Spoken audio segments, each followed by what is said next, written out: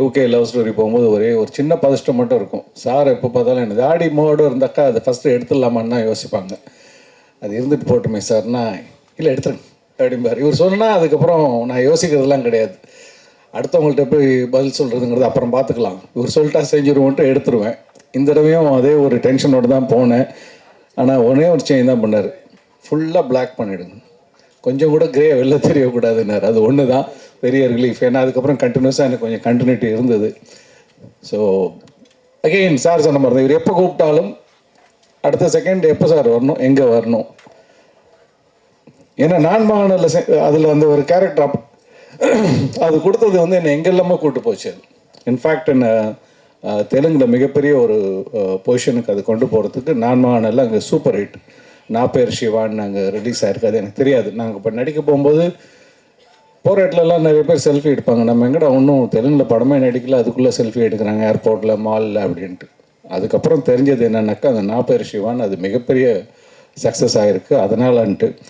So sir கூட ஆரம்பித்த அந்த பயணம் தொடர்ந்துக்கிட்டே இருக்கும், தொடர்ந்துக்கிட்டு இருக்குது. ரொம்ப சந்தோஷமான பயணமாகவும் இருக்கும். ஒரு தடவை அங்கே போகும்போதும் ஒரு ஸ்கூலில் போய் என்னென்னே கரெக்ஷன் பண்ணிக்கிற மாதிரி தான். ஏன்னா நடுவில் கொஞ்சம் லேடு பேக்காக எங்கேயாவது இருப்போம். இந்த ஸ்கூல் போகும்போது அது நடக்காது. இதோ நம்ம ஆந்தோனி சார் சொன்ன மாதிரி 6 மணி 6:30 மணி, ஏன்னா எனக்கு பழகிடுச்சு அது. இவர் கூட பாண்டி சார் கூடலாம் எனக்கு அது பழகிடுச்சு. ஏன்னா அந்த ஒரு பரபரப்பு இருந்துக்கிட்டே இருக்கும் அந்த மார்னிங் ஹவர்ஸில். ஒரு சீனை முடித்த திருப்தியோடு தான் டிஃபன் சாப்பிட உட்காடுறது, அந்த ஒரு கல்ச்சர். அது ரொம்ப சந்தோஷமான கல்ச்சர்.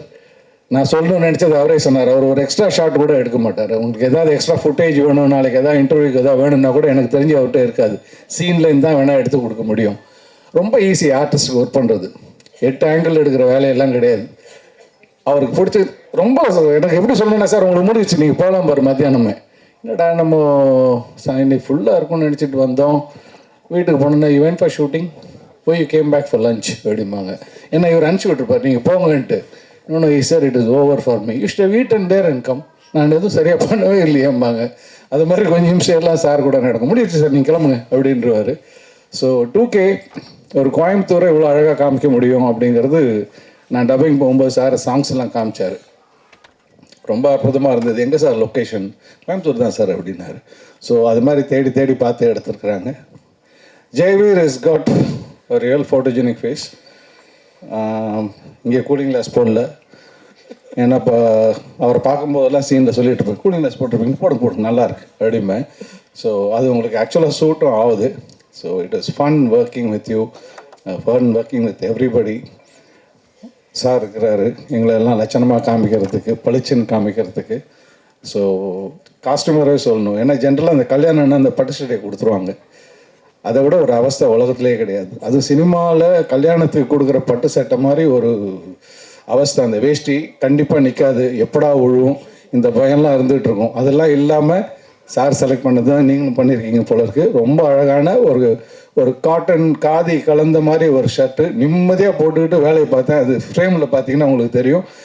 அது ஒரு கம்ஃபர்ட் ஜோனில் வேலை பார்த்தோம். ஸோ இருக்குது sir. Okay sir. Dushyant, 2K kids sir, இந்த படம் வந்து ஒரு ரொமான்டிக் ப்ரீஸி ஃபில்மாக இருக்கும். கார்டனில் நான் ரொம்ப ஒரு ரகடான ஒரு வில்லன் ரோல் பண்ணியிருந்தேன். அதுக்கு அப்படியே ஆப்போசிட்டாக சார் வந்து எனக்கு ஒரு ரொம்ப குவைட்டான ஒரு கேரக்டர் கொடுத்தாரு இந்த படத்தில். ஆக்சுவலாக எனக்கும் ஷூட்டிங் ஸ்பாட் வந்து தான் எனக்கு என்ன கேரக்டர்னே தெரிஞ்சது. எனக்கு ஸ்கிரிப்ட் எதுவுமே தெரில. அப்போ தான் கண்ணாடி கொடுத்தாங்க. அவர் சொல்கிற மாதிரி பாலாசரவணன் சார் வந்தார், இப்படி போயிட்டேன், அவர் இப்படி போயிட்டார். ஸோ தேங்க்யூ சார் இந்த சான்ஸ் கொடுத்ததுக்கு. And I'm so happy to be part of this team.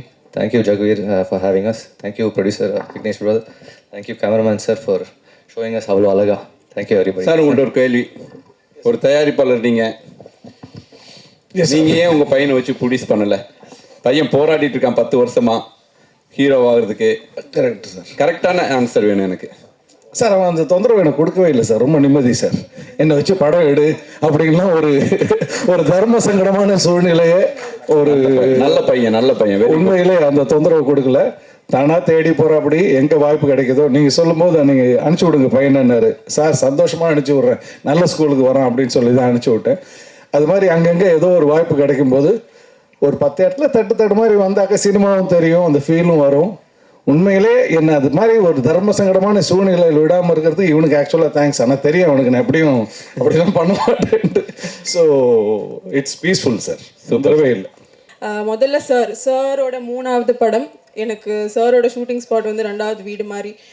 என் வீட்டில் வந்து ஷூட்டிங்னா அம்மா இல்லை எங்கள் அம்மம்மா வந்து எப்பவுமே என் கூட வருவாங்க. ஒரு ஃபஸ்ட்டு டைம் வந்து நானாக ஒரு ஷூட்டிங் ஸ்பாட் எங்கள் வீட்டில் நம்பி விட்டது வந்து சாரோட ஷூட்டிங் ஸ்பாட் தான். எனக்கு சாரோட ஷூட்டிங் ஸ்பாட் ஒரு செகண்ட் ஹோம்னு கூட சொல்லலாம். அண்ட் சார் பற்றி என்ன ரொம்ப அலிகேஷனாக இருக்குது. 6 மணிக்கு கூப்பிடுவார், 6 மணிக்கு கூப்பிடுவாருன்னு. சார்க்காக நான் பேசுகிறேன். 6 மணிக்கு கூப்பிட்டாலும் ஒரு 12 மணிக்கு முடிஞ்சதுன்னா அனுப்பிச்சிடுவார். அவ்வளோதான்ப்பா கிளம்பிடுங்கன்னு. எந்த டைரக்டர்ஸாக இருந்தாலும் ஓகே சேஃப்டிக்கு நம்ம ஆர்டிஸ்ட்டை ரீடைன் பண்ணலான்னு தான் வச்சுப்பாங்க. 6 o'clockனா 5:45க்குலாம் பேக்கப் ஆகிடும் டெய்லி. அண்ட் 35 days வந்து ஒரே ஸ்கெட்யூலில் பிரேக்கே இல்லாமல் ஒர்க் பண்ணுறது ரொம்ப கஷ்டமான விஷயம் ஆக்சுவலி. ஆனால் சாரோட செட்டில் வந்து கஷ்டமாகவே இல்லை. அண்ட் ஆர்டிஸ்ட்டை வந்து very artist friendly director sir. Like நான் 3 படம் பண்ணியிருக்கேன், என்னோடய டைரக்டர் அப்படின்னு நான் சொல்லலை, ஜென்யூனாகவே. And Jagveer bro, Vignesh bro, congratulations. And JP sir உங்கள் கூட நடிச்சதில் ரொம்ப ரொம்ப சந்தோஷம். ஷோபி மாஸ்டர் எல்லாருக்கும் ரொம்ப ரொம்ப thanks. Thank you so much. Please support the film. இந்த அப்பா அப்படிங்கிற மூஞ்சி அழகா காமிச்ச கேமராமேனை பத்தி பேசினியா நீ? இல்ல சார், எனக்கு டைம் கொடுக்கல, அதனால நான் டக்குனு கேமராமேனை பத்தி தானே நீ பேசணும். இல்ல அப்பா நான் புரியல சார். அது ஆடியன்ஸ் புரியும். ஹலோ சார், மேக்கப் கொஞ்சம் அதிகமா இருக்குன்னு சொன்னேன் இன்னைக்கா சார்? சரி ஓகே.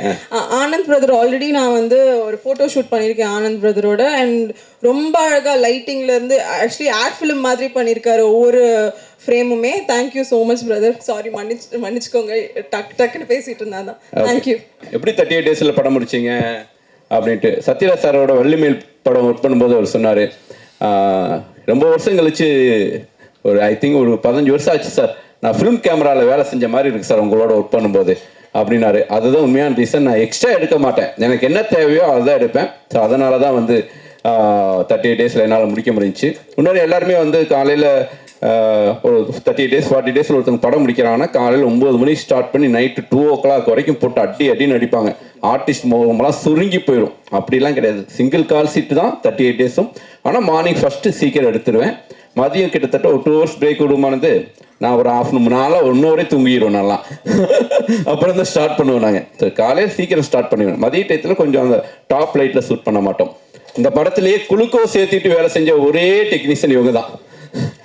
ஏன்னா வந்து 15 நாளுக்கு முன்னாடி போய் ஷூட்டிங் போகணும்னு சொல்லிட்டு கடையாக ஏறி இறங்கி எல்லா ஆர்டிஸ்ட் எல்லாரையும் வந்து அப்படி கடைக்கே கூட்டிகிட்டு போயிட்டு ஒவ்வொருத்தவங்களா எடுத்து ஸோ மீரா இங்கே வாரு, பிளான் பண்ணபடி நடக்கணும், பிளான் பண்ணபடி எனக்கு ரிலீஸ் ஆகணும்.